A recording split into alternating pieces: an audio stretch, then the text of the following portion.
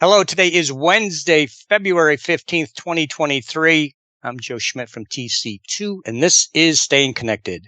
We don't often talk about macroeconomic issues on Staying Connected, but many pundits believe a global recession in 2023 is likely, and that includes the U.S., although a recession in the U.S. is predicted by some to be shorter and milder than in the rest of the world. While a down economy could impact you personally, what does it mean for buyers and sellers of technology?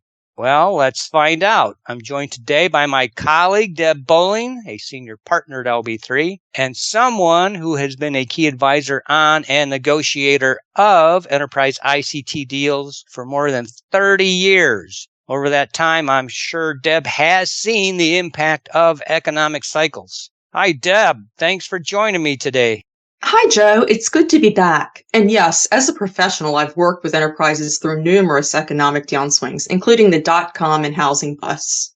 Okay, Deb. So why should buyers and sellers of technology care if there is a recession? That's a great question. A recession, or even the threat of one, impacts their behavior. Why? It impacts their respective revenues and expenses. Customer and vendors are both suppliers of their respective products and services and customers of the inputs used to provide their products and services. Both focus on the expense and income side of their respective ledgers, and of course, both want to increase revenue while decreasing cost. ICT vendors' revenues, particularly those in the telecom space, derive from business and consumer demand for telecom services. While businesses' demand is relatively inelastic during a recession, not so with residential and small business customers. Their demand and revenues from consumer telecoms and technology tend to fall.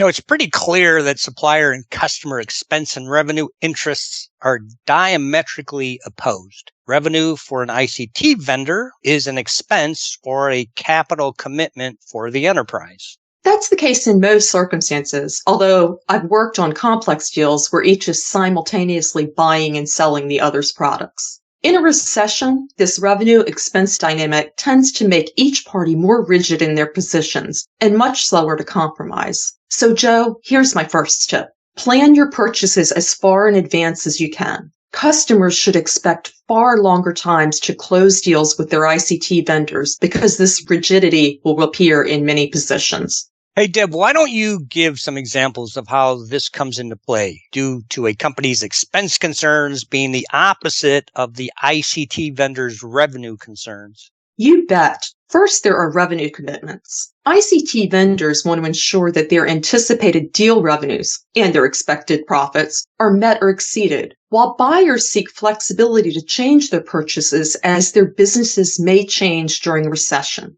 Buyers seek this flexibility through low revenue commitments relative to their expected spend, low shortfall charges if they fail to meet their revenue commitments, minimizing service term commitments and their associated early termination charges, and defining events like business downturns, technology changes, sales of businesses that will automatically reduce the revenue commitment by the impact of such event.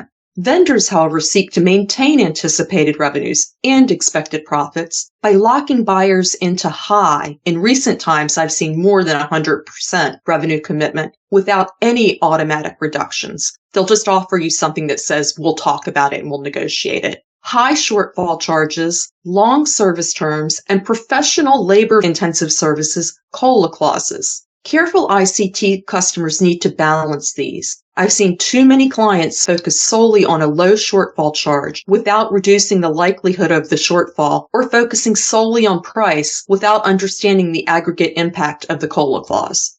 As you know, Deb, we always tell clients that they need to understand those commitments. And let me caution that if you think you have a no commitment deal, well, you probably don't. Deals almost always have some commitment. Some are well spelled out, like what Deb just highlighted, and some, not so much.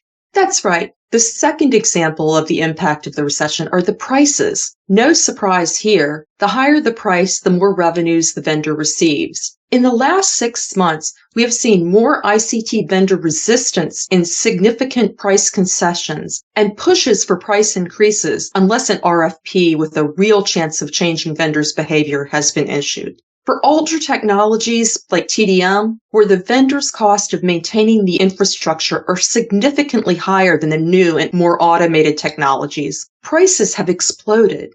Unwary customers may see thousands of percentage increases in price, and careful customers hundreds of percent. My second tip, and one we've given for many years, ICT customers should move off TDM services as fast as they can. And TDM isn't the only service where prices are going up, right? While TDM has seen the largest price increases, ICT vendors have done their best to pass through their increases in expenses for all services. M&S vendors, whose labor's expenses tend to be considerably higher than telecoms and software vendors, in particular, are becoming more rigid on COLA adjustments. You may have some protection now if you are under a fixed-term wireline or wireless contract with a customer-friendly surcharge clause or a fixed-term M&S agreement, but vendors will challenge your protections. For example, AT&T, Verizon, and even T-Mobile have added inflation-related surcharges to their bills. Some of our clients had strong surcharge language and avoided these. Once the services are no longer subject to the prices in that fixed-term contract with the strong surcharge clause and no COLA adjustments, you should expect price negotiations to be difficult.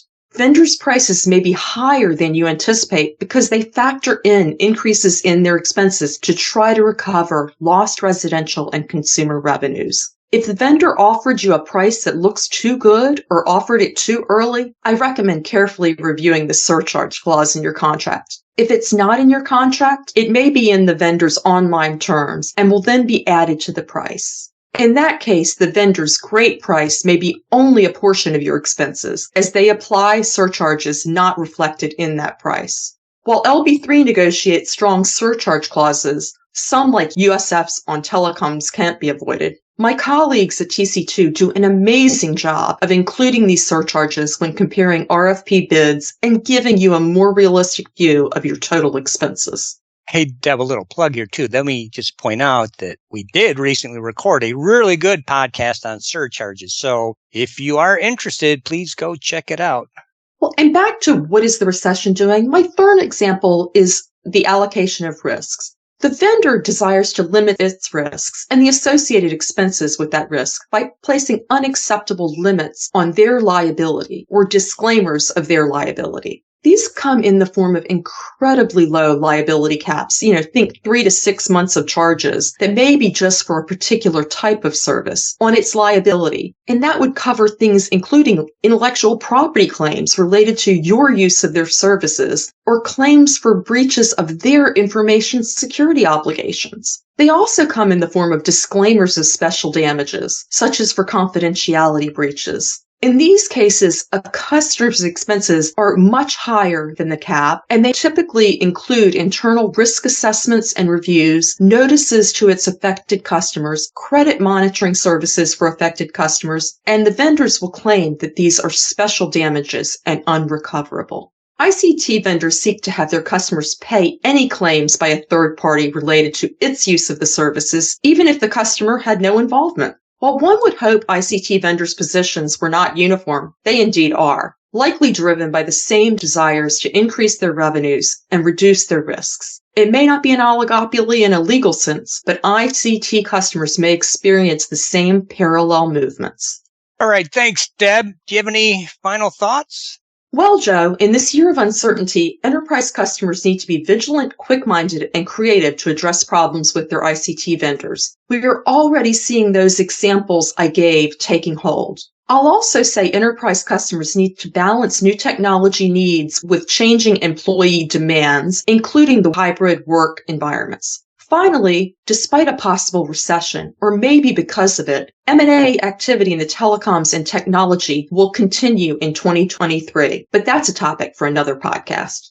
Okay, thank you, Deb. That was some great insight. As Deb pointed out, a recession may be coming, but even if it doesn't, her tips and examples show that you need to be on your toes when you are working with your ICT vendors. If you need some help, we are here to help. So feel free to contact Deb, me, or any of our LB3 and TC2 colleagues by giving us a call or sending us an email. You can also stay up to date by subscribing to Staying Connected, by checking out our websites, and by following us on LinkedIn.